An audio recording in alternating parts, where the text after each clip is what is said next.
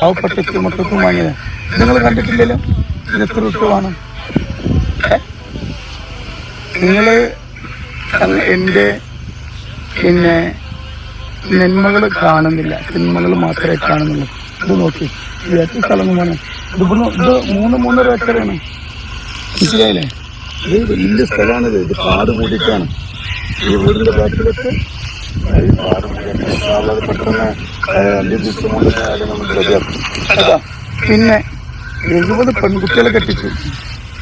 70 പെൺകുട്ടികളെ അത് നിങ്ങൾ കണ്ടോ?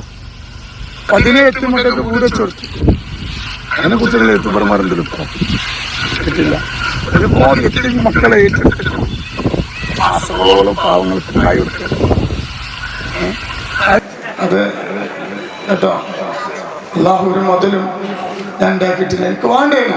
ഇന്നും ഒരുപാട് പള്ളികള്, ഒരുപാട് മദ്രസകള്, ഒരുപാട് മക്കള്, ഒരുപാട് ആളുകള് എന്തുണ്ട് ഈ 100. അതൊക്കെ ഞാനൊരു നിമിത്തം മാത്രം.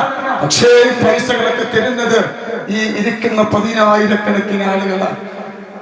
എനിക്കൊരൊറ്റ കാര്യങ്ങളോട് പറയാനുള്ളത്, നിങ്ങൾ പോകുന്ന സ്വർഗ്ഗത്തിലേക്ക് ഈ വിനീതരെ നിങ്ങൾ കൂട്ടണം.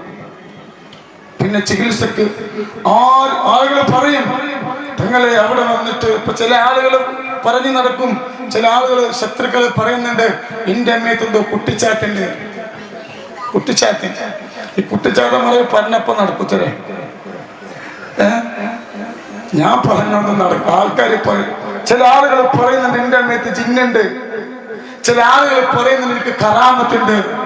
അങ്ങനെയൊന്നുമില്ല, അങ്ങനെയൊന്നുമില്ല.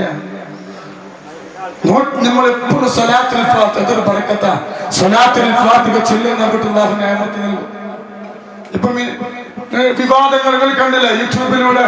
കഴിഞ്ഞ വർഷമൊക്കെ യൂട്യൂബർമാർ പോലും എന്നെ കണ്ട് ചിരിച്ചിട്ടുണ്ടോ? കാരണം മൊബൈൽ തുറന്ന് എന്റെ ഫോട്ടോ ഉള്ളൂ.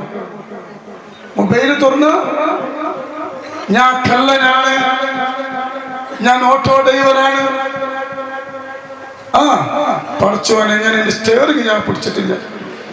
14 പെണ്ണെട്ടി ഒരു പെണ്ണത്തിന് നോക്കാൻ വയ്ക്കില്ല. അതെന്നെ അറിയുന്ന ആളുകൾക്കറിയാം. 6 ഏക്കർ സ്ഥലം വാങ്ങി. അപ്പോ അങ്ങനെ ഒരു മൊബൈൽ തുറന്ന എന്നെ കുറിച്ചിട്ടുണ്ടായിരുന്നു.